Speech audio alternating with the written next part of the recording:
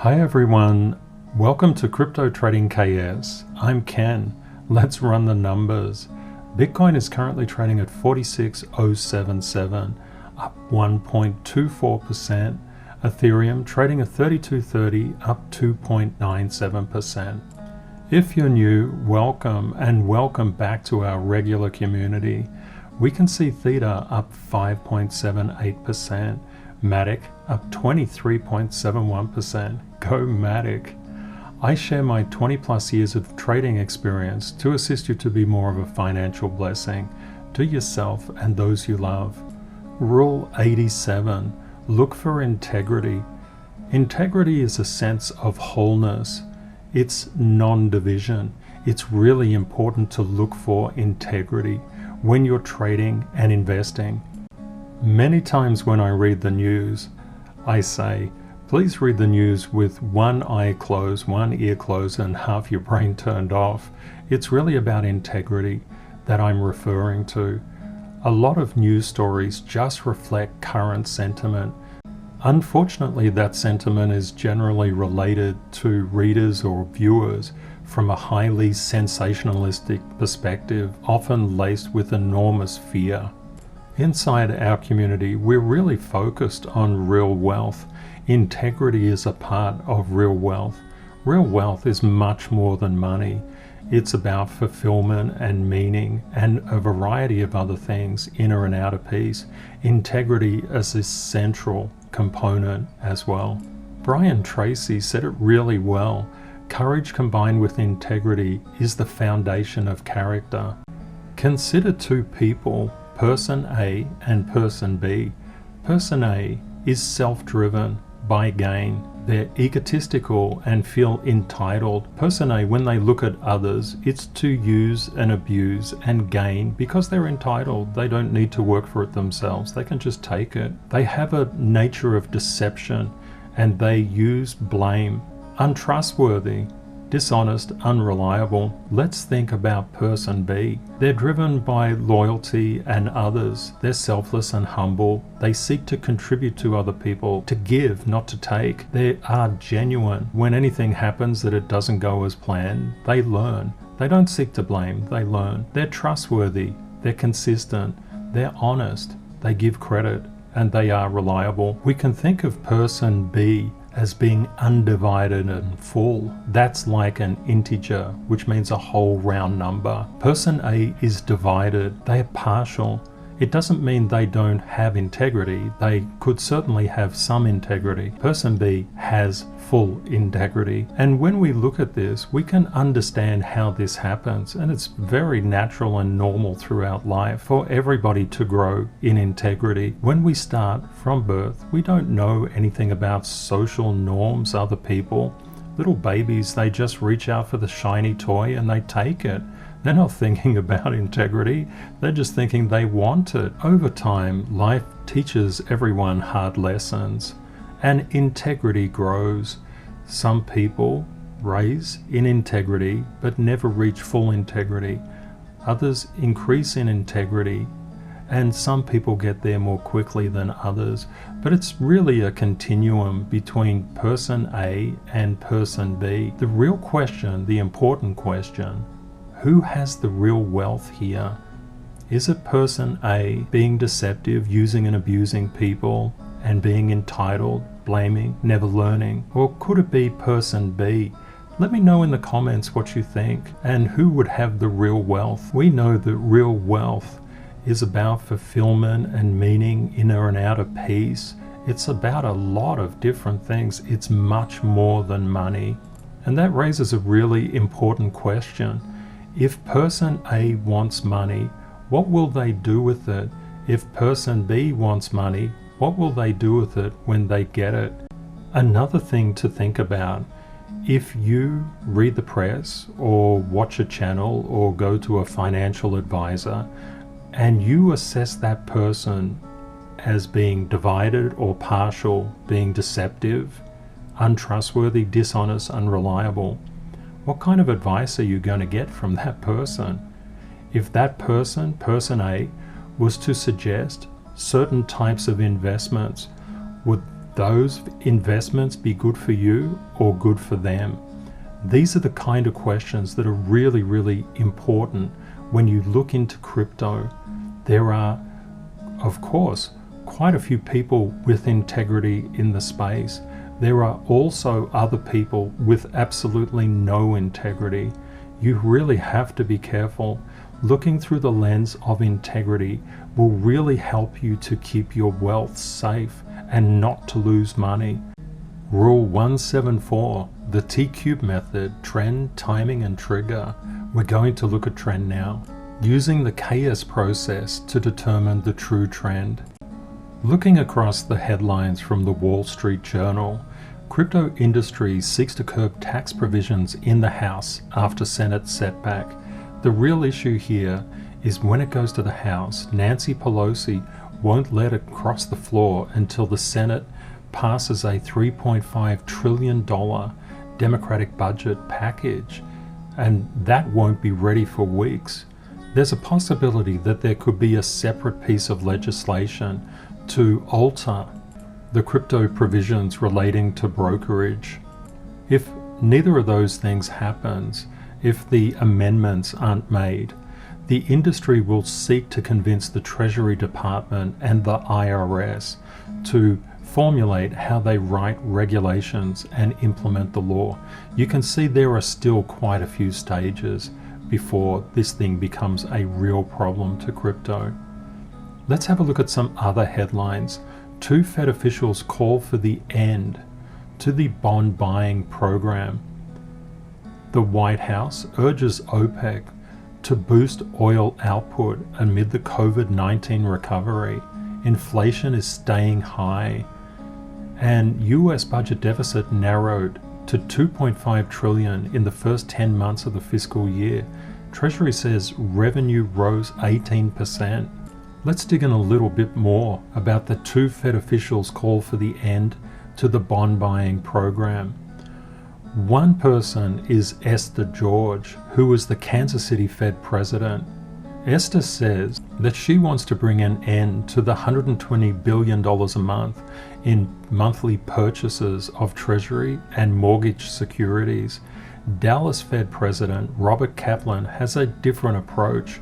He seeks to basically phase them out over 8 months, phasing them out entirely by the middle of 2022. Other central bank officials have argued recently that the central bank should wait until at least their next meeting in November to make any decisions.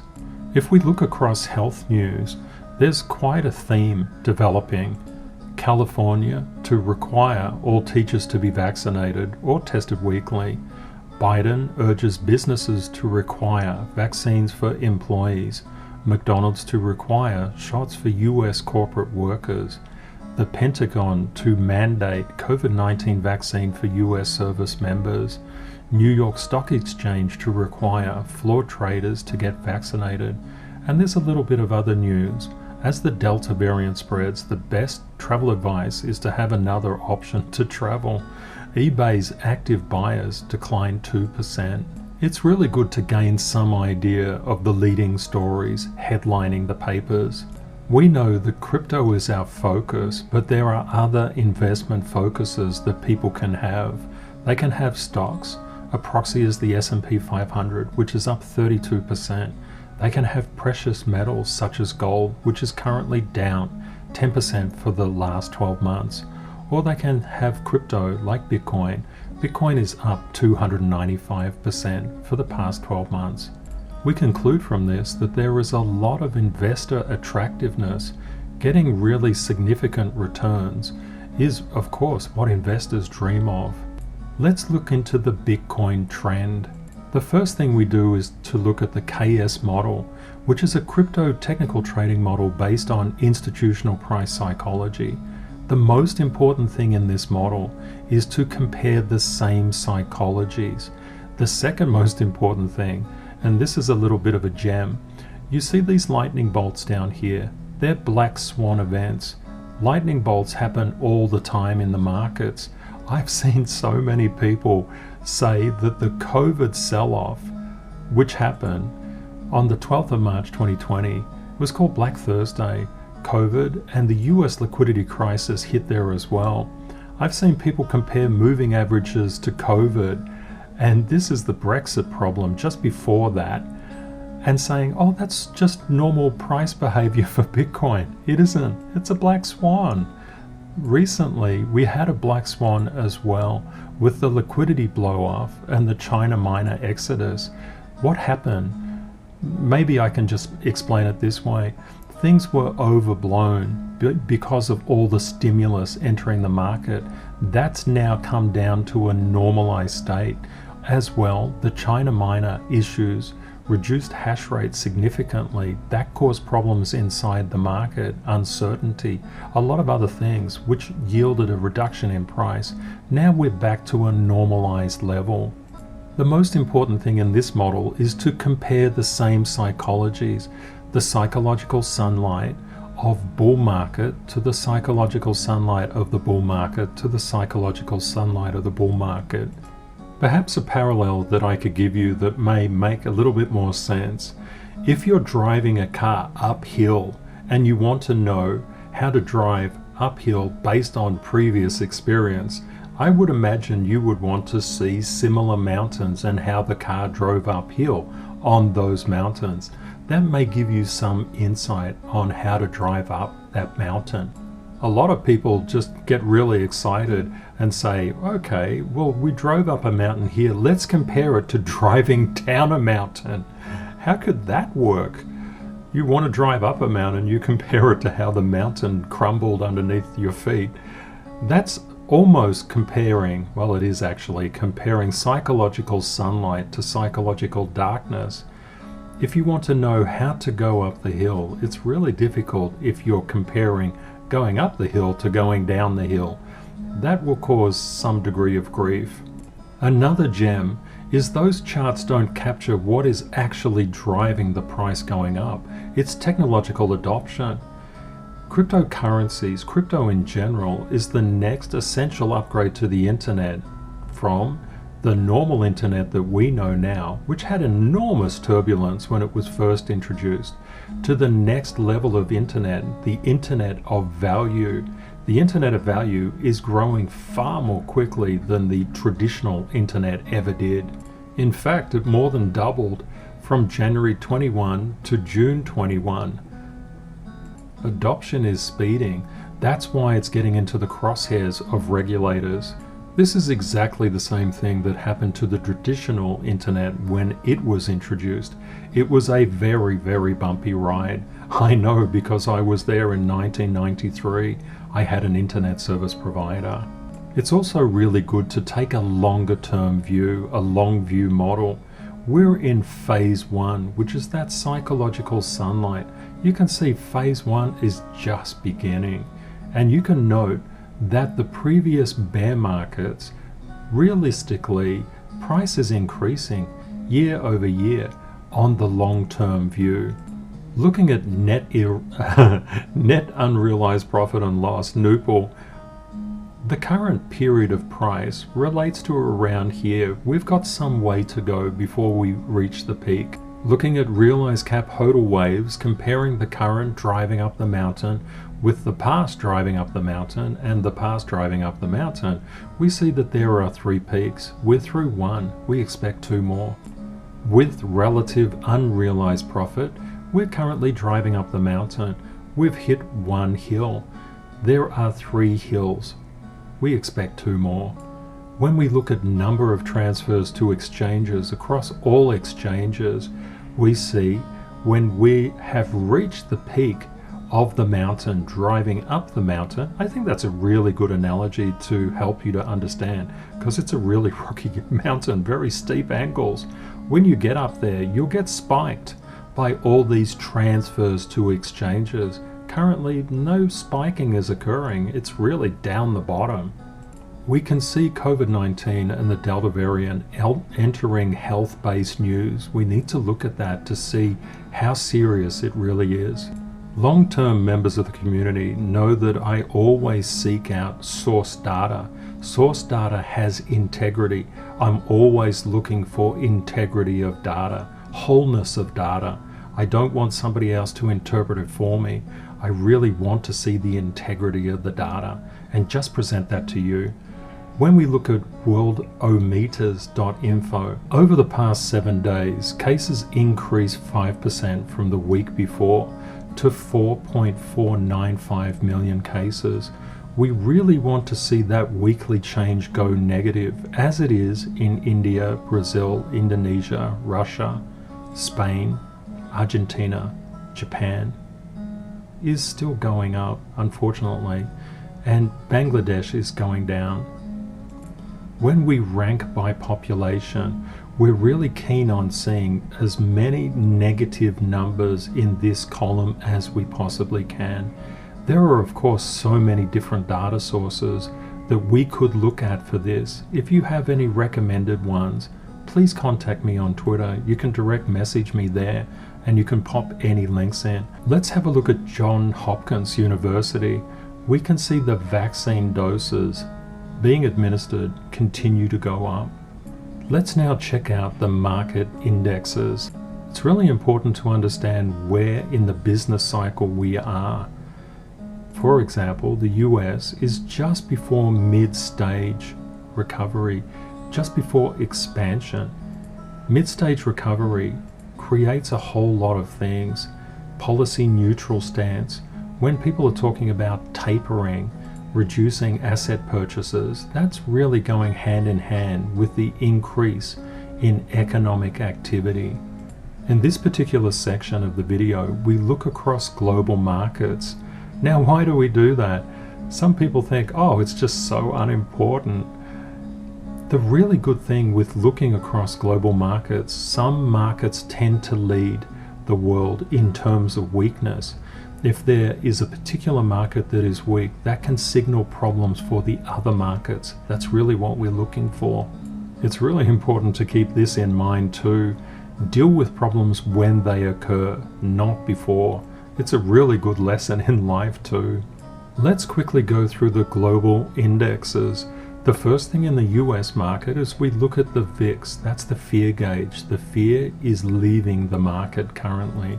We can see the NASDAQ 100 has broken under that resistance. It's showing weakness. The S&P 500 is still above support, doing well. The Russell 2000 is still hugging that support line and going up. The Dow Jones is above support and breaking out.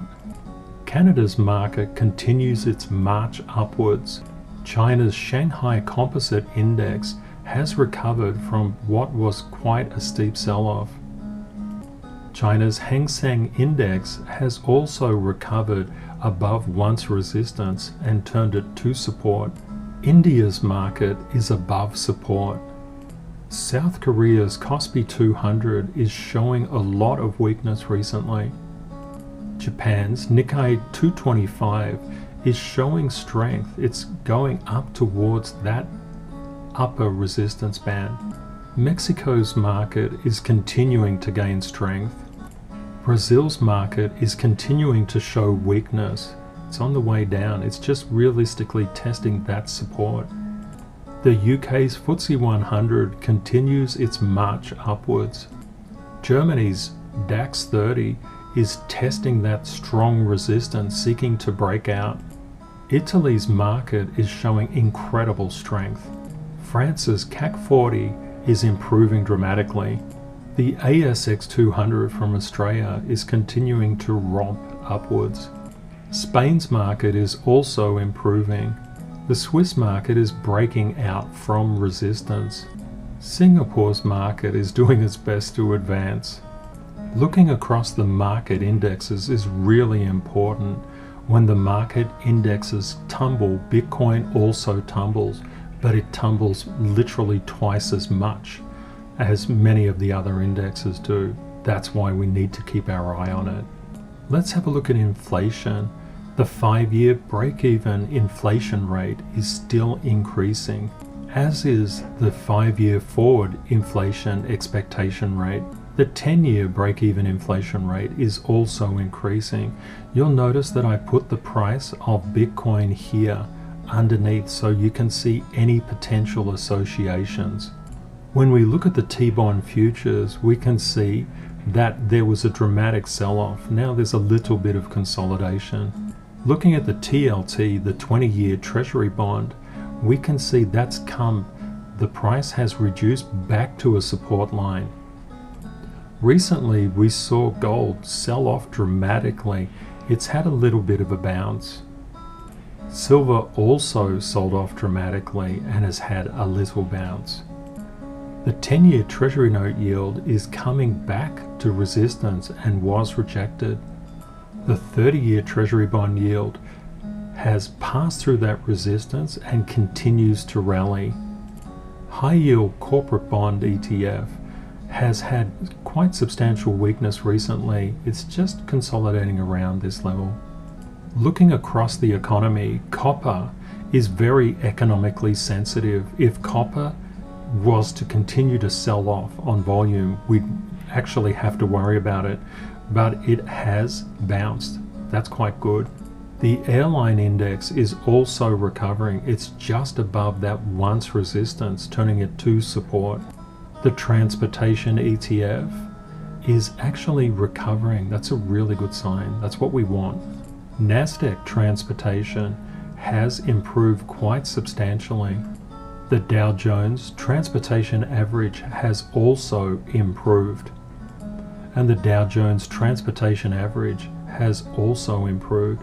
We always want to see transport improving when the economy is improving as well. We don't want a divergence between the two. Utilities are continuing to strengthen. Brent oil has hit support and bounced. Light crude oil, not as well. It's coming up, but it's quite weak. The dollar hit a bit of resistance and has backed off recently, but not too much. It's still in an uptrend. We've looked at the major indices across bonds, commodities, precious metals, and we've seen the economically sensitive areas. They're all looking fairly good. Now let's get into the leading stocks. That is actually really important.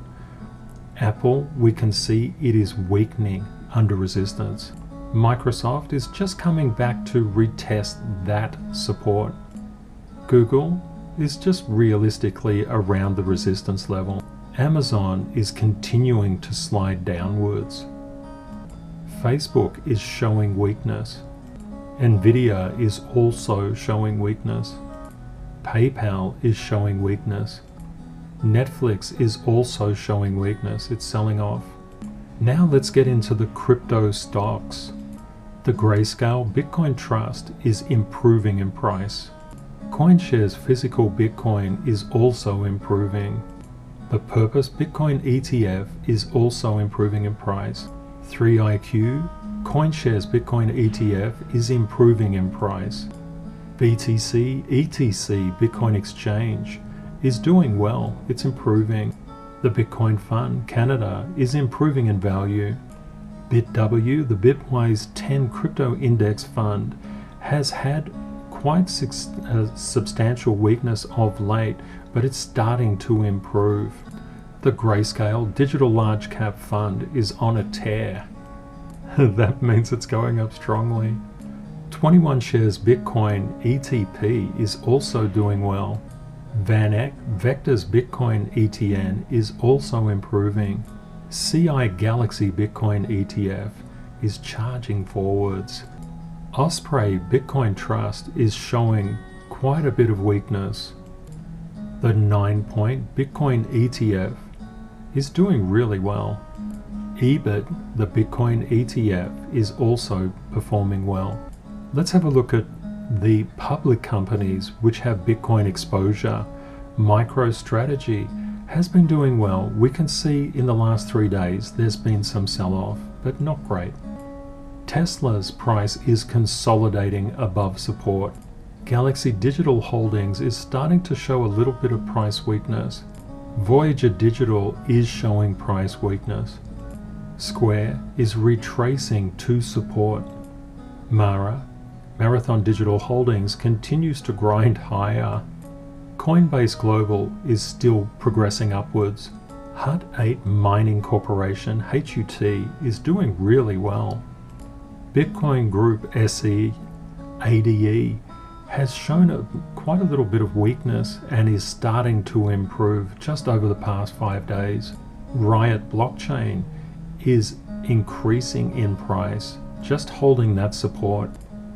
Bitfarms wants to party. BitF is doing really well. Argo Blockchain has been showing weakness. It's not showing any signs of strength just yet.